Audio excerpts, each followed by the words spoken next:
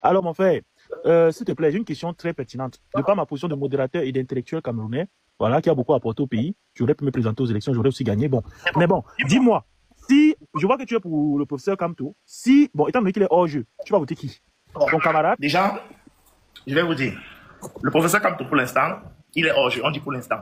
Dans le cas où il sera hors jeu de manière définitive, je vais maintenant observer tous les candidats. Je vais vous faire une petite confession. En 2018, moi, je suis derrière Cabral Libi.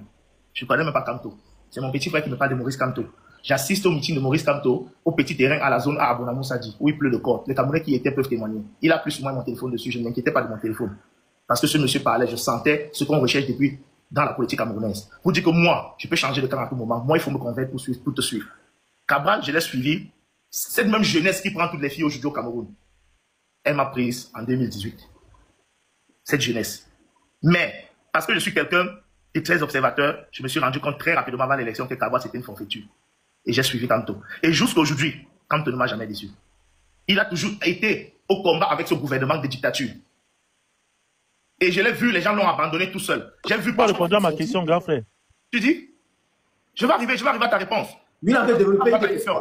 Ok, bon, je vais être bref. Pour dire ceci, si Kamto, aujourd'hui, est définitivement exclu, je vais observer tous les candidats, parce que moi déjà je ne savais pas que mon camarade devait être candidat, pour dire vrai. Et je ne vais pas sauter sur le premier venu, parce que pour moi c'est une surprise. Je ne peux pas sauter parce qu'il est mon camarade, hein? Juste parce qu'il est mon camarade et il a un bon programme politique. Non, tout le monde parle un bon programme. Je peux voir quelqu'un aujourd'hui qui fait un bon programme et je me mets comme candidat. Ça ne veut pas dire que je suis moi-même quelqu'un qui pourra supporter la pression du Cameroun.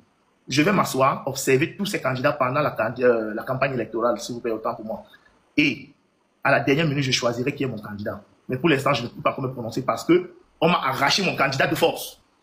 Ça, il faut le reconnaître. On a écarté Kamto dans, comment on dit, dans un mauvais jeu, dans une tricherie. Mais on est d'accord que même s'il passait, il n'allait pas gagner, non? Écoute, comment tu peux savoir qu'il ne va pas gagner? Pourquoi on a gagné dans l'élection? Il donnait dans celui qui a déjà gagné. Quand vous savez qui a gagné, pourquoi on part aux élections? Donnez-lui. Non, mais si je comprends bien, ça veut dire que lorsque, voilà, monsieur Kamto, la candidature de monsieur Kamto a été, voilà, invalide, voilà, le fait que votre camarade, monsieur Iram, ici présent, n'a pas fait une sortie médiatique pour dire non, mais pour s'offusquer contre ça, ça vous a dérangé en fait. Bon, déjà, c'est même pas que ça. Déjà, c'est que depuis 2018, je le vois avec Akere Mouna, où je le félicite. C'est toujours, nos messages sont toujours là sur Messenger.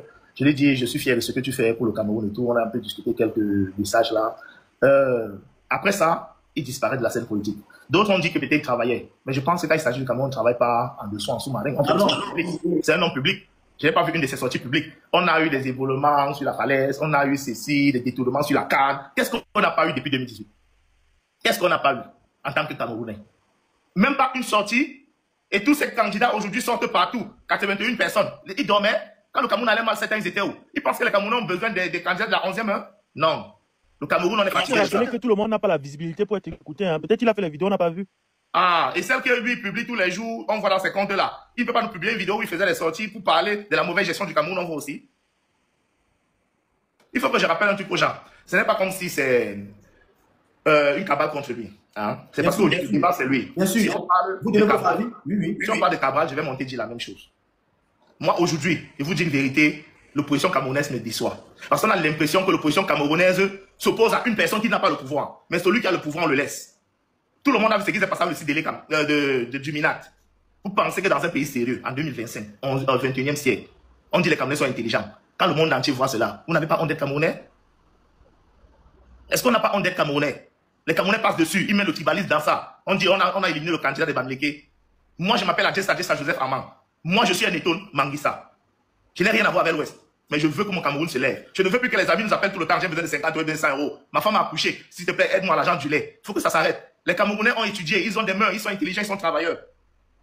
Et c'est cette politique-là, c'est ces candidats-là, ces opposants-là qui encouragent cela. Parce qu'ils accompagnent ce pouvoir en place. Sans 10 mots. Et c'est ça, c'est où moi, j'ai des larmes aux yeux. C'est ça qui me blesse. Peut-être lui croira, peut-être comme les gens disent en commentaire, je suis jaloux de lui, je suis jaloux de lui, je suis jaloux de lui. S'il veut, il pense ainsi. Mais moi, je suis quelqu'un de clair et debout. Même quand c'est mon père qui se trompe, je le lui dirai. Papa, tu t'es trompé, je ne fais pas dans la dentelle. Moi, c'est comme ça. De toutes les façons, si tu es passé par ici, je suis Mélinadi, je suis technicien du regard. Donc, si jamais tu désires avoir des cils, que ce soit volumineux, nature, 4 eyes et autres, n'hésite pas à me contacter, confie-moi ton regard et tu ne seras pas déçu. Je suis basé à Douala, précisément à Makepe. Et pour me contacter, les numéros suivants sont très disponibles. Je t'attends ma coucou et à très bientôt. Bisous.